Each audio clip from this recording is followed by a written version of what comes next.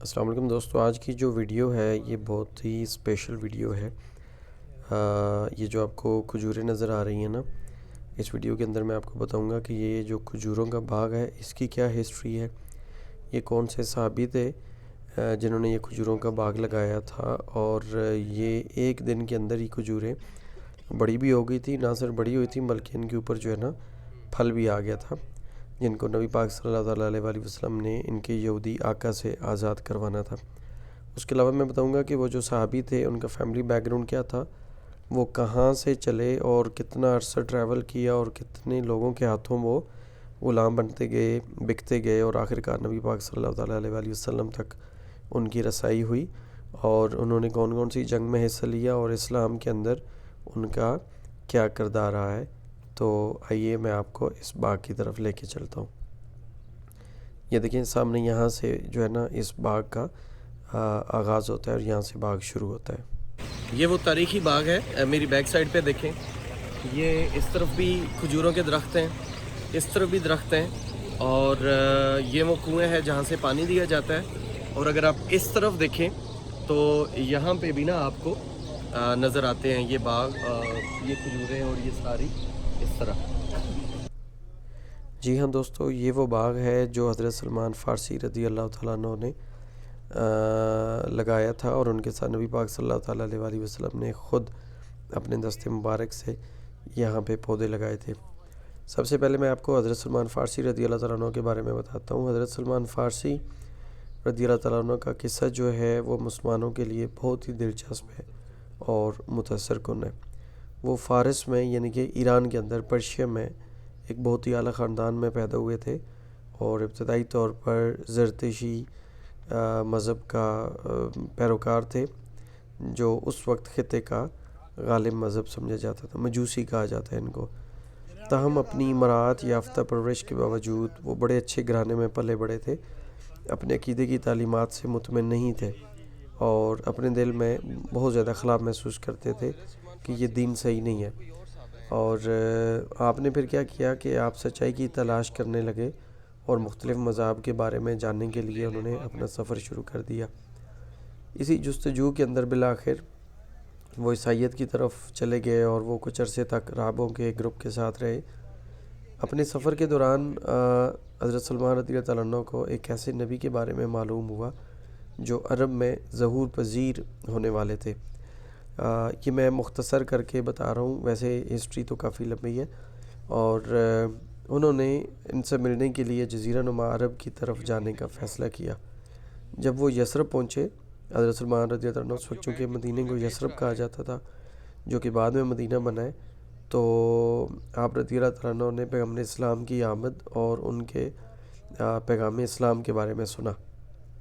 جب نبی پاک صلی اللہ علیہ وسلم ہجرت کر کے یہاں پہ مدینہ میں آئے تھے، مسجد قباء کے پاس آ کے آپ نے پڑاؤ ڈالا تھا، تو اس وقت حضرت سلمان رضی اللہ عنہ اپنے باغ کے اندر تھے، اور وہاں سے باغ سے اتنا زیادہ دور نہیں ہے سفر، کوئی ہارڈلی 1.5 سے 2 کلومیٹر کا سفر ہوگا۔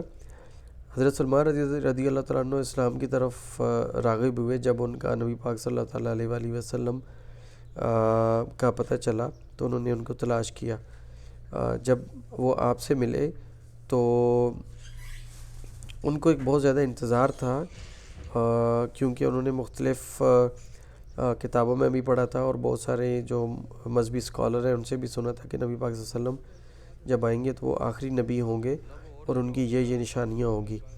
تو اب نشانیاں جاننے کے لیے ایک دفعہ ایسا ہوا کہ وہ نبی پاک صلی اللہ علیہ وسلم کی بارگاہ میں حاضر ہوئے، کچھ صحابہ کرام تھے، اور ان کو انہوں نے کھجوریں پیش کی۔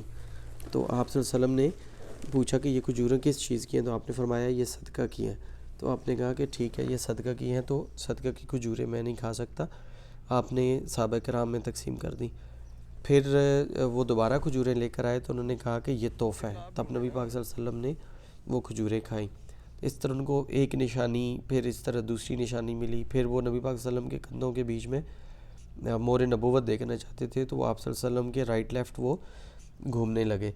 تو نبی پاک صلی اللہ علیہ وسلم کو جب شک ہوا تو پہچان لیا، تو انہوں نے اپنی چادر مبارک ہٹائی، تو وہ نبی پاک صلی اللہ علیہ وسلم سے لپٹ گئے اور بتایا کہ میں آپ کی خاطر کتنا سفر طے کر کے آئے ہوں اور کتنے کتنے لوگوں کے آگے میں بکتا میری رہا بالکل ہوں. بیک سائڈ پہ نا وہاں پہ وہ کنواں ہے اور اس کنویں کا جو ہے نا پانی آتا ہے. اور یہ دیکھیں یہ جو ہے نا نالیاں بنی ہوئی ہیں اور انہی نالیوں سے یہ پانی آگے جاتا ہے. اور یہ کھجوروں کے جو باغ ہیں اس طرف ہیں اور یہ ان سب باغوں کو اسی طریقے سے یہاں پہ پانی پرووائڈ کیا جاتا ہے.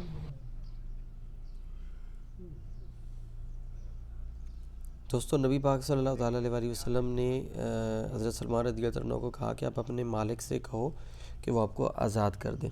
تو انہوں نے جب مالک سے بات کی تو مالک نے کہا کہ آپ جو ہے کھجوروں کا باغ لگائیں گے اور جب تک وہ کھجوریں بڑی نہیں ہو جاتی پھل نہیں دیتی تب تک میں آپ کو آزاد نہیں کروں گا اور اس کے علاوہ 40 تولے سونا آپ نے دینا ہے.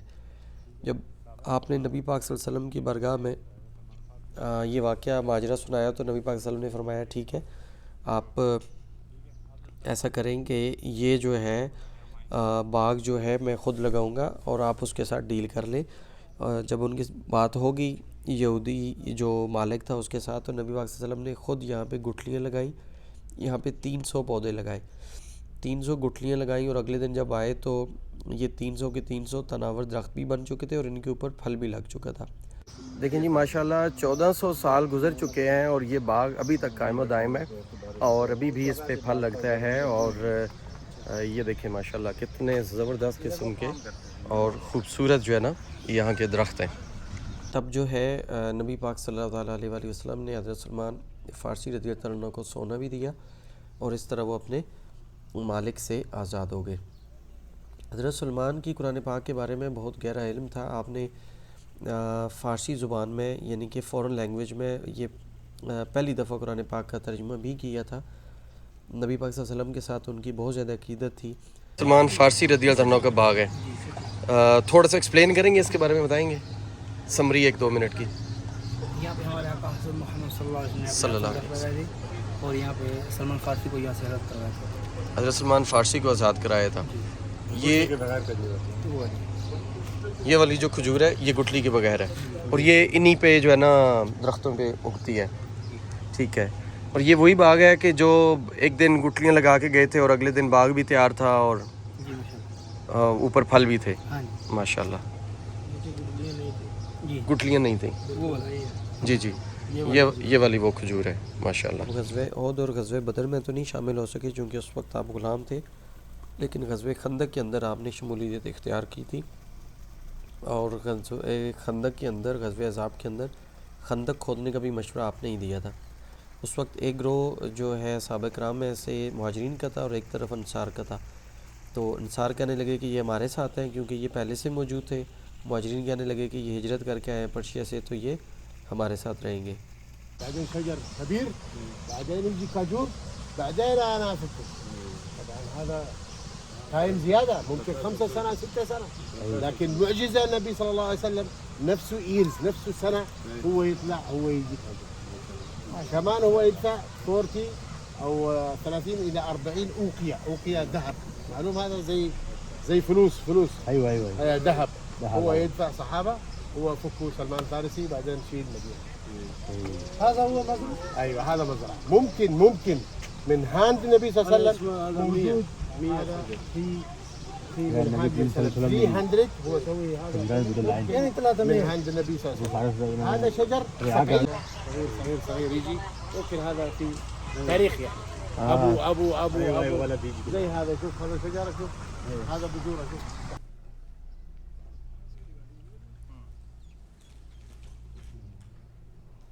تو اس وقت نبی پاک صلی اللہ تعالیٰ علیہ وسلم نے ارشاد فرمایا تھا کہ سلمان ہم میں سے ہیں اہل بیت میں سے ہیں. اس طرح صحابہ کرام کا جو آپس میں ایک تکرار تھا وہ ختم ہو گئی. تو یہ دیکھیں جی یہ آج دن تک یہ باغ چل رہا ہے اور الحمدللہ یہاں سے ابھی بھی کھجوریں لگتی ہیں. اللہ کی شان دیکھیں ماشاءاللہ. یہ کھجوریں اس وقت بھی تھیں اس وقت یہ پودے اگے تھے اور آج دن تک جو ہے نا یہ کھجوریں بالکل قائم ہیں اور ان کے اوپر جو ہے نا پھل بھی لگتا ہے. آپ اوپر دیکھیں اور یہ ماشاءاللہ دیکھیں کتنے سال ہو گئے ہیں کتنی صدیاں گزر گئی ہیں لیکن یہ باغ ابھی تک قائم و دائم ہے.